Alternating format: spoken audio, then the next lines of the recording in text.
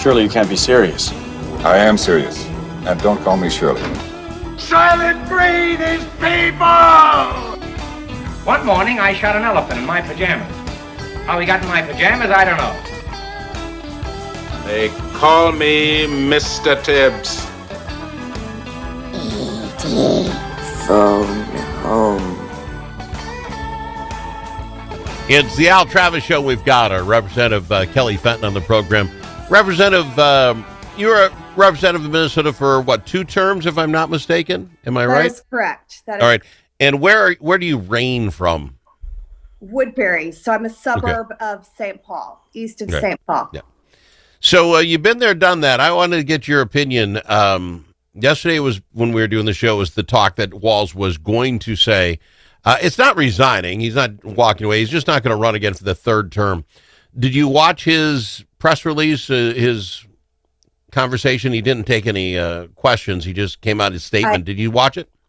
I did. I also read his letter, and I did see a lot of his statement, live statement. Lamentable. That's the word that comes to my mind. Both his letter and, look, what Minnesotans want is a leader, and what a leader needs to do when they have a fiasco this big is take ownership and right away just say, I own this and I'm going to make it right. And that is something that he has never done. He's continued to blame other people, and including just random online attacks. And it's absolutely lamentable. This man needs to take ownership. He needs to own it. And he needs to say he's going to do whatever he can to make it right. And he has not done that at all.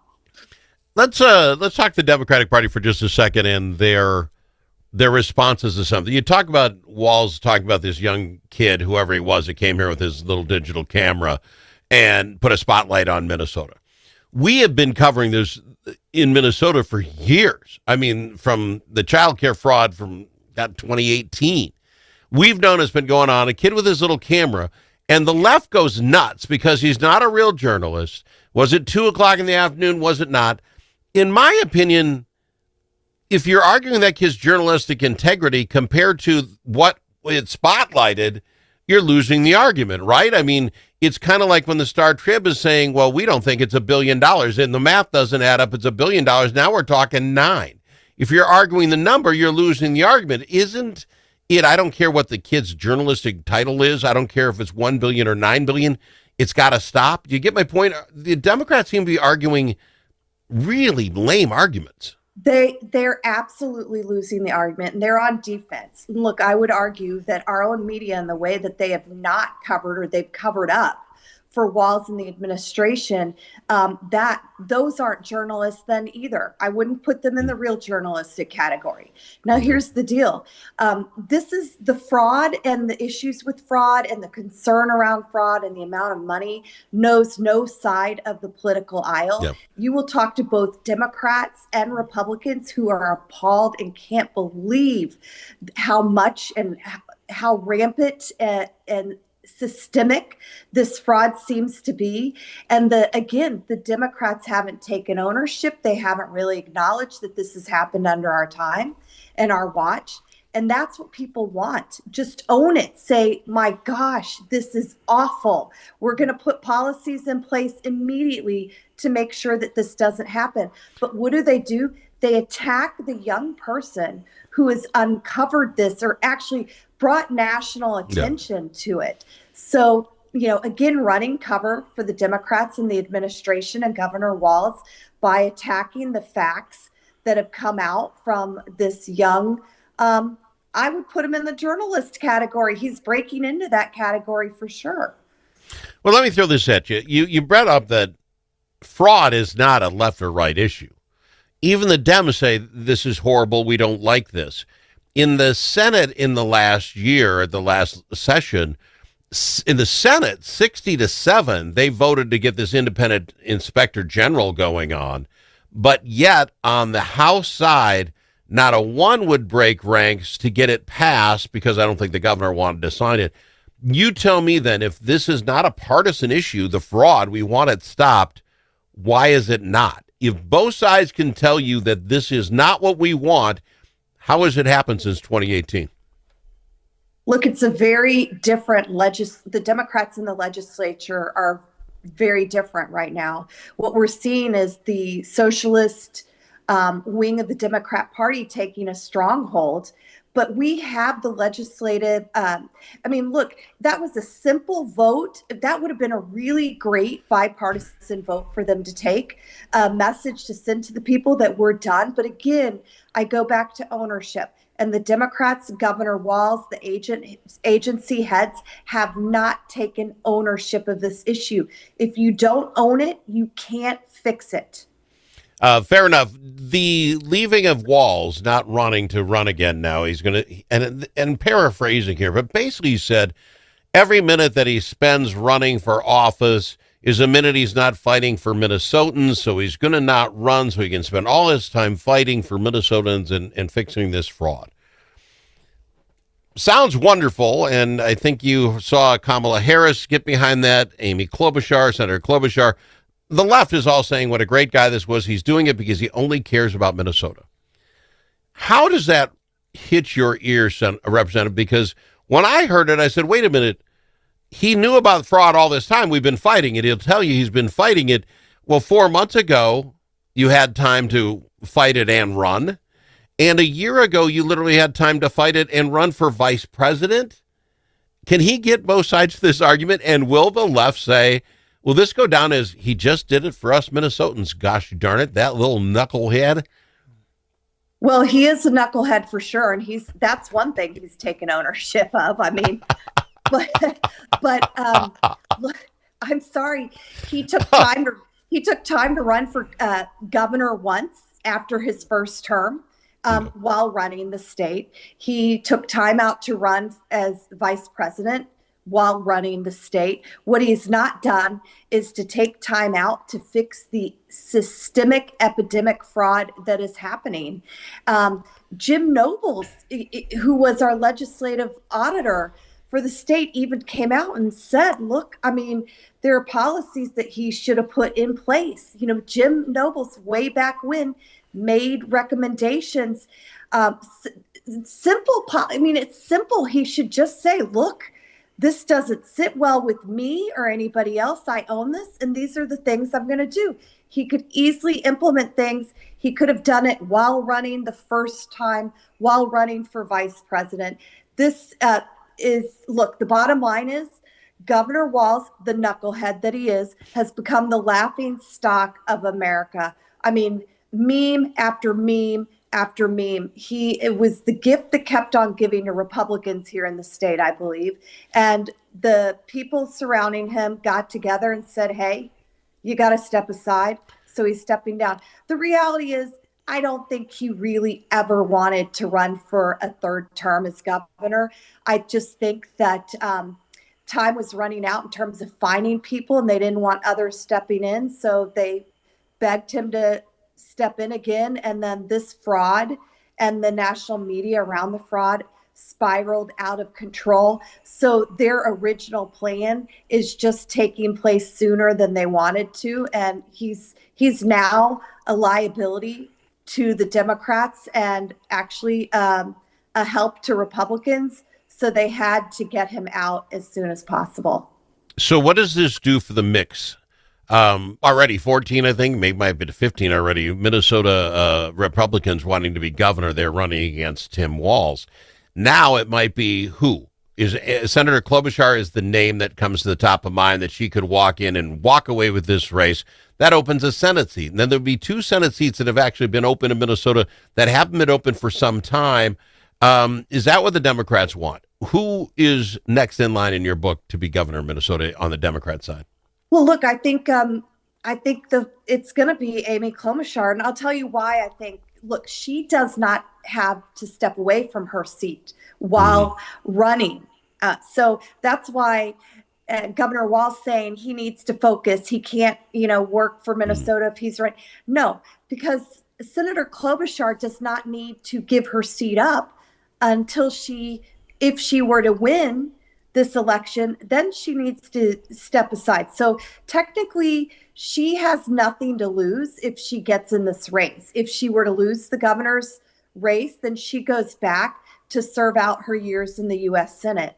So right now, there's only one seat that's open that people are running for. Now, look, one thing the Democrats do well is they kind of get everybody in a room and decide who it's going to be and put them in their places, and they go and they get along and they work together.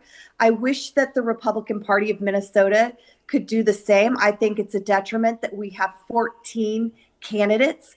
I do think in this climate right now with the fraud, you could tie it to any Democrat out there, other things. I do think with a very formidable candidate for the Republicans, that it would be a really great race to watch for both Democrats and Republicans. I mean, the most formidable to me, I believe is the current speaker, Lisa Demuth. I'm glad she got in. I think she's very formidable. She'd be formidable if it were up against Amy Klobuchar, if that's who it is. But I think if Klobuchar were to win the governor's race, look, I'm watching the other race, Angie Craig versus Flanagan.